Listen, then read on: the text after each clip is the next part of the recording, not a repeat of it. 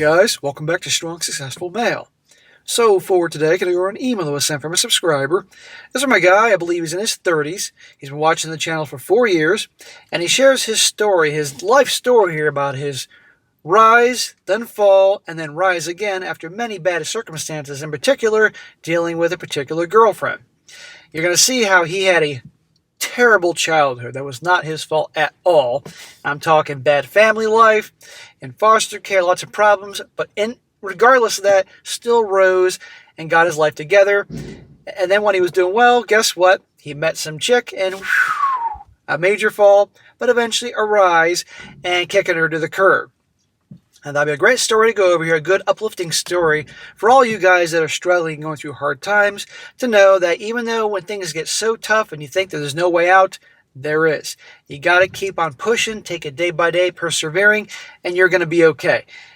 And many times, guys, it takes a long time. It seems hopeless, but you can get there. But just don't ever give up. And also, guys, the ability, how great it is and satisfying when you get your life together and have the last laugh people that do you wrong. It's definitely a good one here. I think you will enjoy it. So it starts off, says here, Dear SSM, here's my long redemption story. It'll be worth it, I guarantee it. I'm 6'2", 200 pounds, lean, and doing very well in life. I'm so obsessed with fitness, I've never been drunk nor done hard drugs. My career as a bouncer also cemented that from seeing many ODs and many incidents in my time.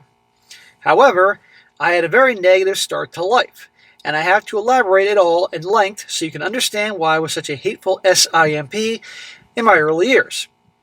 I was a timid child raised in a rough city. My family was very poor, and my father ran away many times to have affairs with women around the world, leaving my mother to raise 4 kids alone. She was and still is mentally ill. We always lived in dirty, hoarded houses and sometimes could not afford to eat. Now, guys, he really goes into elements of his childhood, and even though it's important, I'm going to skip a bunch of that and summarize. He had a very tough childhood. Eventually, he became ward of the state, in and out of foster care. A lot of bad things happened in different foster homes, and there was bullying in school. A lot of tough things, which led him to making a lot of mistakes. But nevertheless, he survives it and gets on the path of joining martial arts, the gym, and all that. And I'm just going to fast forward to where we're dealing with him as an adult here after high school. But he went through a very hard time, but survived it, which says a lot about his character. Years in and out of foster care and many other cases of ABUSC, and of course bullying in high school, and until I started lifting weights and doing martial arts, as I mentioned. Well, fast forward in time, I left high school and taught myself knowledge from the recently new Wikipedia and libraries. I was so alone, but never lonely. Never lacking in social skills. Whilst I was eventually in college, I became friends with Brad, who became my best friend. We've always had each other's backs, and it was a start of enjoying the company of people once again. This guy was really a loner growing up for obvious reasons. He helped me at some of my lowest points since, and that's why I feel I owed him to help him when he recently needed it. Now on to the fairer sex, women. I never so much as kissed or touched a gal until I was 20 years old, and only lost my virginity after that. I had no idea about women. Some women even bullied me when I was younger at school. Not to mention that I only ever saw women in my class hanging out and going out with the bad boy, a-hole classmates.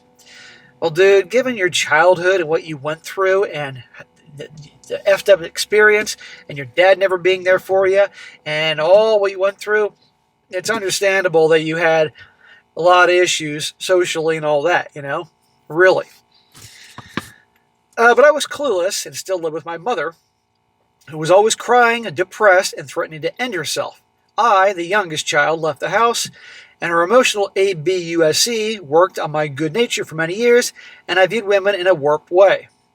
You mean you were probably, because your mom was damaged and had problems, and the way your dad was, you probably had to be a white knight to save them? Thinking in a way you're saving the girl from guys like your dad? Let's see. Now, to ready your hands for the previous smacking, the previous simp of old me, apologies in advance, but I'm not paying for your medical bills, SSM, for damaging your hands smacking me.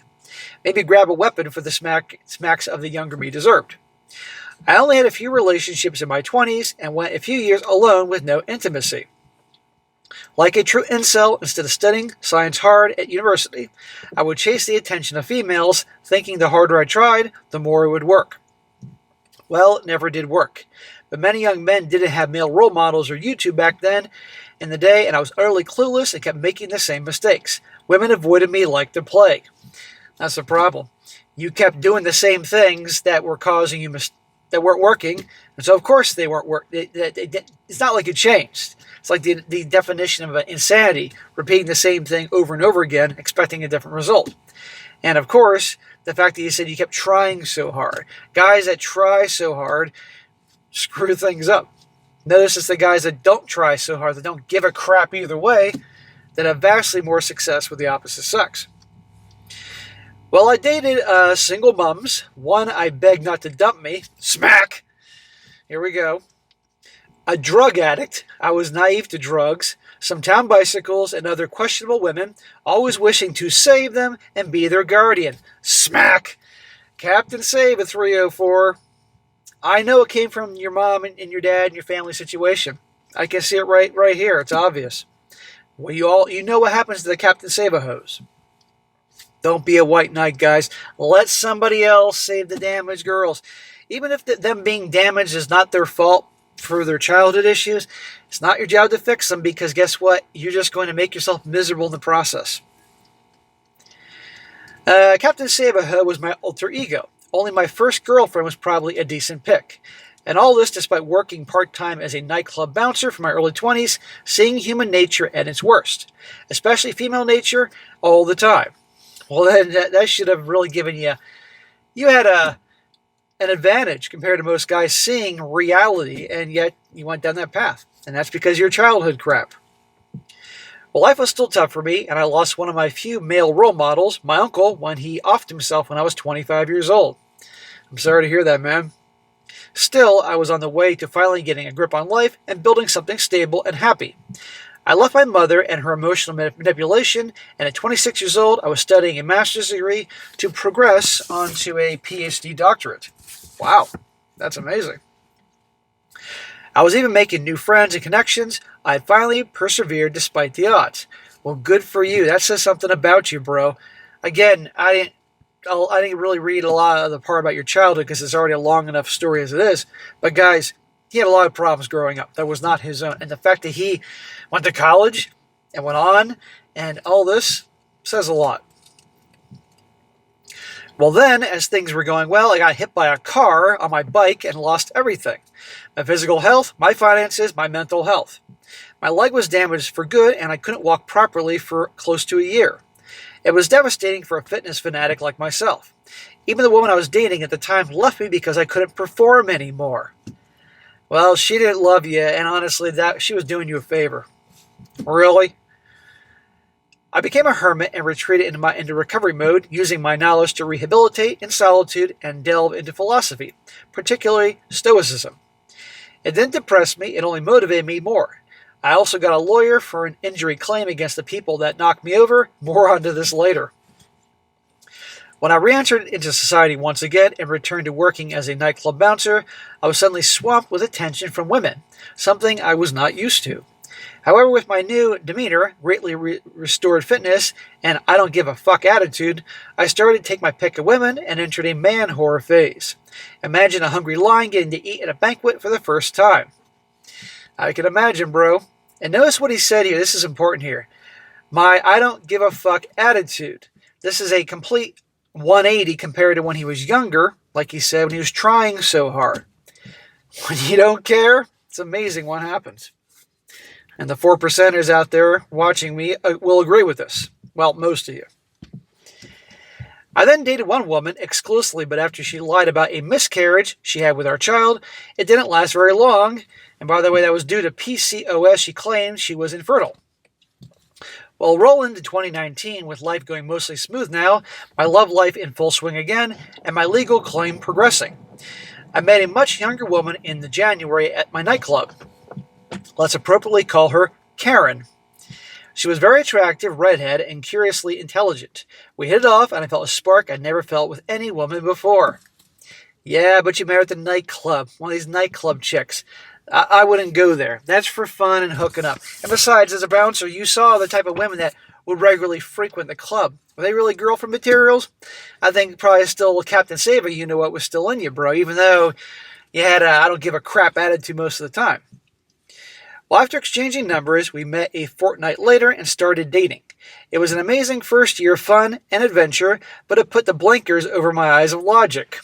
In other words, the pussy was so good, the boobs were so firm, the ass was so good that, you ignored reality and the red flags. For starters, she was and still is a heavy weed smoker. It's also part of her job. It was still legal in my state at the time, which always affected her personality. I was still naive to drugs, so I didn't question it properly at first. I was colorblind to all the red flags. Here's my many mistakes with her. Ready your hands, and if they're not already sore. I'll say these numbered and in chronological order. So now he's going to go into many things that she had that he just chose to ignore because obviously he was hot for this girl and all that.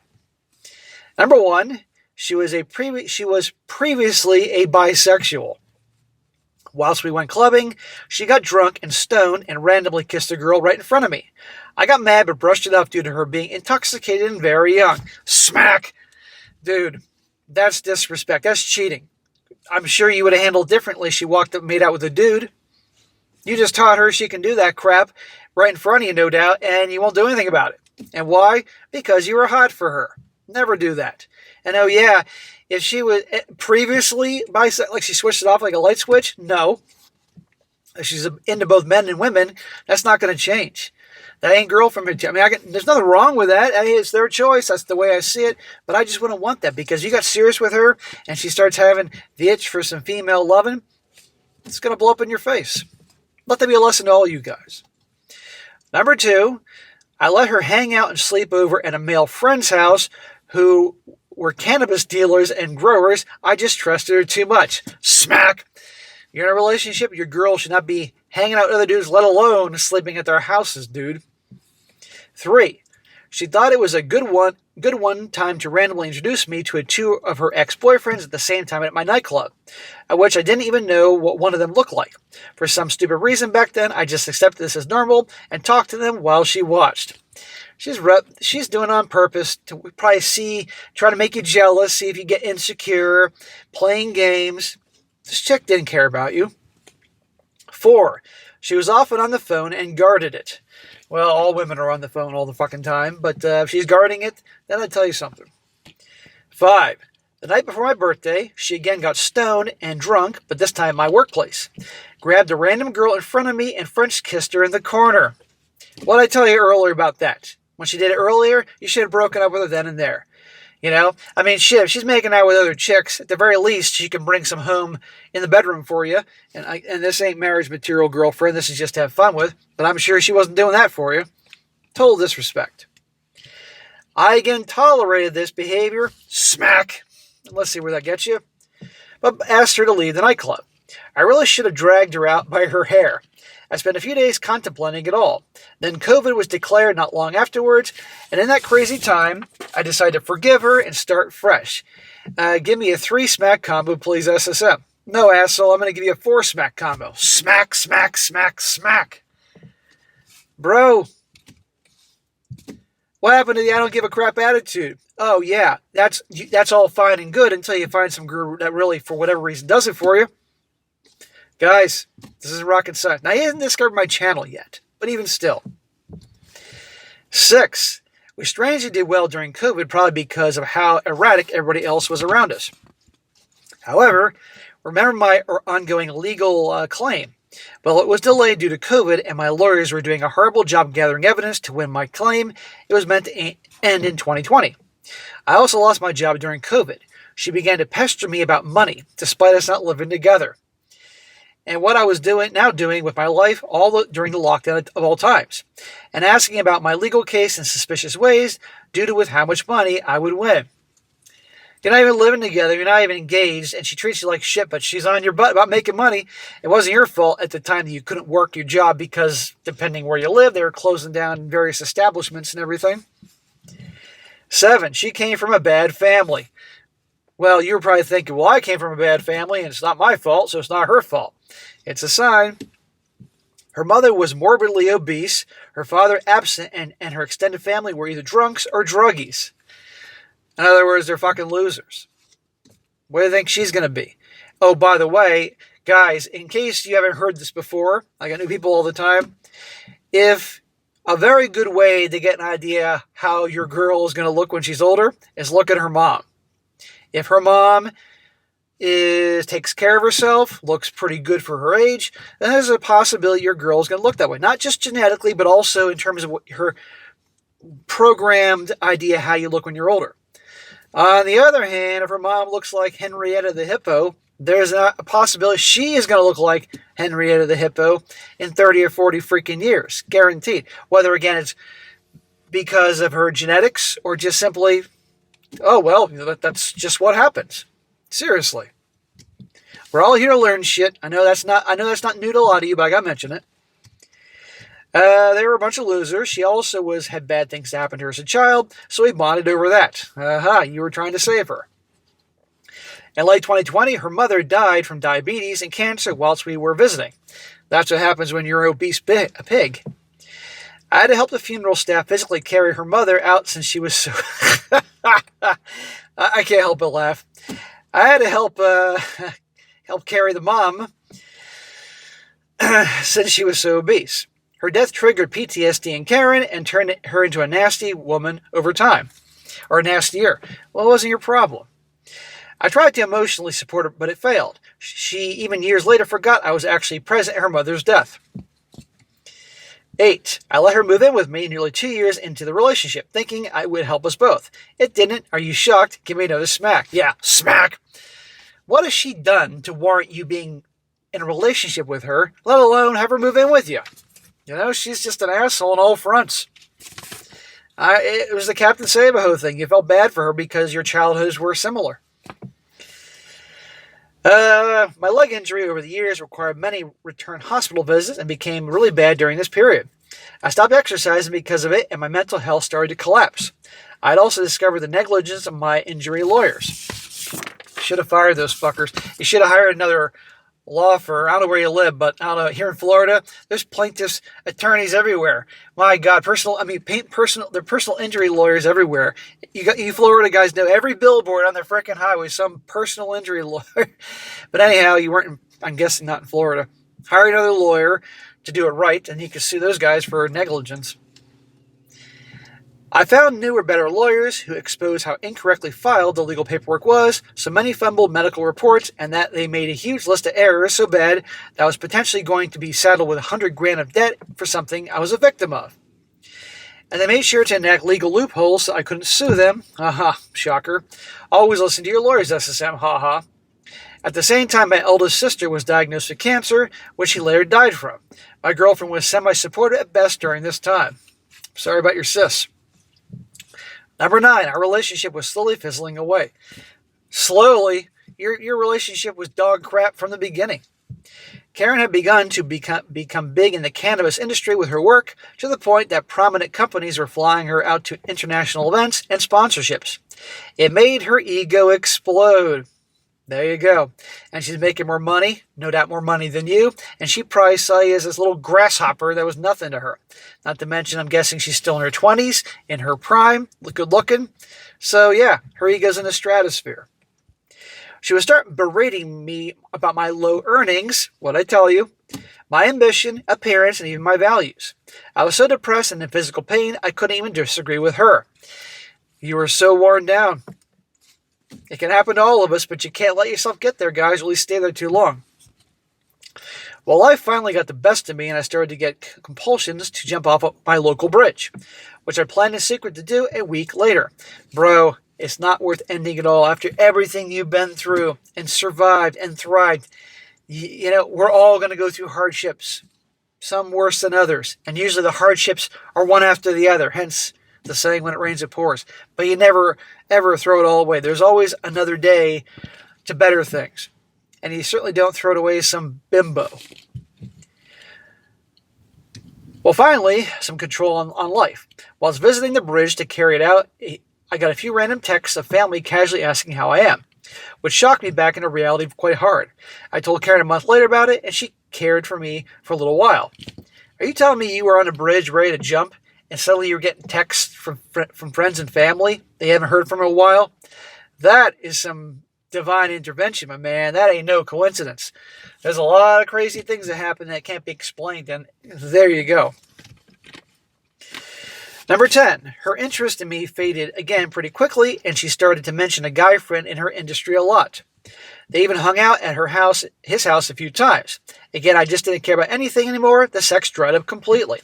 But women are talking about other guys, that's basically saying, hey, this is your replacement if you don't make me happy. And she should not have been hanging out with that guy. But you were so worn down, you're allowing anything. You can't allow that, guys. One day when we visited the beach with some friends, I tried for a second and last time to off myself as life was getting worse. I walked out into the ocean slowly. I couldn't swim at the time. What? You were walking out in the water and you couldn't swim and they were all watching this? And I kept walking to see if I wanted to live. I kept looking back, but Karen and her friends didn't even notice, and they were getting high. Bro, clearly they don't care. Well, I just kept walking, and when the waters reached my chin and started to pull me in, I knew I didn't want to die. So I just managed to just step back in safety. Dude, it's a surprise the tide didn't pull your ass out. I don't know. Again, somebody's looking out for you there. I think it's time to end it with her. And probably some therapy if you're really thinking about offing yourself. I knew I didn't want to die. I just managed to step back to safety. This was the end of the old weak me and the end of the relationship. I never told her about it. Why bother? Number 11. It was this time in 2021 I found your channel and a few others. Hallelujah. I think you didn't just happen to find me. I think you were probably searching for things, maybe particular stories or situations, and then I popped up at the right time. Seeing others in your stories and videos making all the same mistakes I did was initially saddening, but then confirmed in a positive way that my mistakes as a man weren't unique. And your channel exposed female nature to a degree beyond what I knew so far. Good, I'm glad it helped. So many guys say to me all the time, because of your channel and hearing these stories, it makes me realize I'm not alone. You know, and they get a sense of community through this channel and other channels like that, and it's really helped them understand things they didn't understand, as well as to know they're not alone. And yeah. The final insult happened when she started to mention more guys in her industry and how much better her life would be with a man who made more money and could take her on holidays. I'd be like, then go. Don't let Don't let the door hit your red-headed ass on the way out, bitch. I snapped and told her to go fuck off and suck whoever's you-know-what she needed to gain more status. Newsflash, I think she was doing plenty of sucking, brother. She tried to reassure me nothing was happening, but then and there made an exit plan, and I decided I needed to leave the city and life behind for good. I spent several nights backpacking in the hills and mountains, a hobby of mine, and during that time we barely spoke, and when we did, she was either distant or high. It confirmed what you'd already said and have smacked me about previously. So, on to my final phase in the good life. Okay, we're getting on the good stuff where he's turning it around. Guys, I know this is probably frustrate a lot of you, but this is reality. A lot of guys go through times where they're screwed up, and then they turn it around. Well, me and Karen had previously become acquainted with an older guy who owned a lot of land out in the country, in a neighboring state, and he was renovating it from a farm to become a commune of sorts. He had invited us to come live and work there recently and join a few other people who just moved in. It was a strange conundrum for me. If I stayed in my city, she would leave and I'd be rid of her for good, yet trapped there. But if I left for better pastures, then she would also be there. How do you know she'd come to live there? Isn't this a chick who's rising in her industry and all that? But if I left for better pastures, I said that. I chose to leave my city knowing if I reached the commune first, I could control the narrative and establish myself there before she would. I told the community my plans to leave her, which she wasn't aware of, and they were on my side. Well, that's interesting, this lifestyle out there. I mean, it's his property. He decides to make a big community of it. I'm just wondering what you'll do for an income out there. When I returned to my city to pack my stuff, we met up at my apartment. I broke up with her immediately, and she was both shocked yet relieved. And guess what, SSM? After I'd finished talking, she revealed to me just how attracted she was to me by actually taking charge and breaking up with her. I never knew she cheated, and I didn't care anyway. Well, I could actually believe that she responded that way. You were acting like a fucking man. You were acting probably like the guy that you were in the very beginning that attracted her in the first place, before you became pee-whipped. Over several nights, while moving things out, she tried to initiate the lovin'. And yes, I slept up, and we slept together 2 or more times. Smack! You dumbass! What if she got pregnant on purpose and trap your ass? Do your worst with your smacking, SSM. I was a little taken aback by how much she put the moves on me, but after the second occasion, double post-nut clarity, I saw right through the tactics and bailed. She was shocked. Yeah, because you've been acting like a fucking doormat all this time. Total pushover. After cycling 80 miles with many of my possessions to my new abode, I was finally away from every negative obstacle and set up my new life. I stayed away from women for a while, focusing on recovering my fitness and healing my leg and starting a new career in my area. Okay, so you were living there, but you were obviously working somewhere nearby. The older guy, let's call him Jerry, got me started on manual labor to construct new buildings. Jerry slowly began to teach me trade skills in line with every new job that I did over time. I've become very adept at construction and building. Well, that's awesome. It's like an apprenticeship. Karen moved to the commune a few months later, and things were initially okay between us. What? You left everything behind to get away from her, and she moves there? That's on purpose. This broad likes fucking with you. But over time, she became hostile when I later found out that she was already dating somebody new, someone from my old nightclub. Of course. I didn't care at this point, but some members of the commune noticed her hostility and laziness around the place and began to slowly turn against her. She eventually left and was ejected after a year due to her lack of efforts, gossiping about me and her bad attitude in general. I was finally rid of her presence too, haha, and all I needed to do was let her reveal her nature to everybody. Right. I like how the fact that when you were done, and you're indifferent, and just her asshole ways, eventually, she couldn't hide her true character forever. Now remember my legal claim, SSM. It dragged on for another year and was 3 years overdue. However, I was finally awarded compensation. About fucking time. Not a lot of money and not what it should have been worth for the damage, but enough to get some long-term plans going that I had drafted in COVID ready to create. And so here we are now. I put the funds to good use with investments in precious metals, a vehicle, ownership of a property at the commune, rehab of my leg, which is very well healed now, a few fitness toys, a few holidays investments in my business ideas. Bro, that's awesome. Good for you. I dated around and had my fun with many women during that period of 2. It was a blast. I now date just one lady who I see once a week. She's really great, but I'm at least a black belt in RP knowledge now. So the bullshit radar is working at full capacity if any testing occurs. Well, okay, and my friend, testing will occur because she is a woman, and the second you show any type of perceived weakness, that's when the testing will amp up.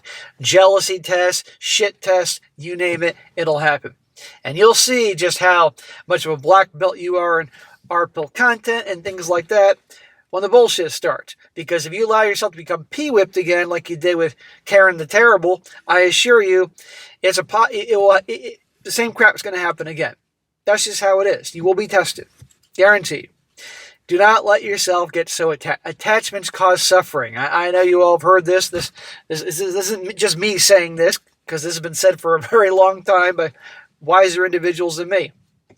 Shit, I think Buddha said something like that. But anyhow, you get yourself attached, that's where the problem is. So don't get yourself so attached. Enjoy your company, have fun, but when that fizzles, okay, you move on to the other one. End of story. There's plenty of women out there, for heaven's sake. But take care of you. And that's about it, SSM. Life is only getting better for me, and it is a 180-degree flip from where I was 10 years ago. To anyone still listening to this, so far I can say that having constant belief in yourself, your abilities, and your visions will drive you forward through even the worst circumstances, traumas, people, and situations. You must always keep the faith despite the odds.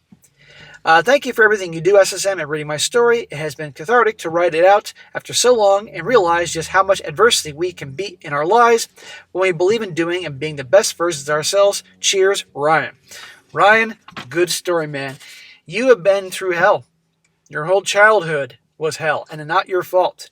And how you persevered, that's awesome. All the mistakes you made early on, you had no role model, you went through hell and all that, and yet you kept going. And then you got your shit together for a while, but then you met little Miss Redheaded Karen, and you got pee-whipped, and it goes to show you what can happen when a guy thinks he has it all figured out, and then some hottie comes along, and for whatever reason, there's a connection, and boom. Don't let it happen again. But good, I'm glad things are on the rise for you. Let's keep yourself there. And I'd also like the fact that you're honest how things were so bad you thought about ending yourself. I mean, I don't like that you thought that, but the fact that you're honest about that and you came back from that. And I'm convinced those couple of times that was the Lord giving you a sign to help you out. On the bridge with the text and everything like that, and then on the beach with the water. Yeah, man. But you got your second chance, so don't blow it. And I don't think you will. But this girl that you like, be careful. You will be tested. So, bro, I hope all is well. And down the road, let me know how you're doing, how things go with this woman. See if I'm right if you're tested, because I guarantee you show any weakness, anything perceived weakness, they'll be testing. And oh yeah, don't be surprised that one day she wants a serious commitment beyond what you have now, like getting married and kids and all that. And if you don't want that, don't do it. So guys, there you go. A comeback story, a guy on the rise. All right, guys, that's it for today. Be sure to comment down below. Let me know what you think about this. If you like the video, share it with your friends, and subscribe. I'll catch you next time.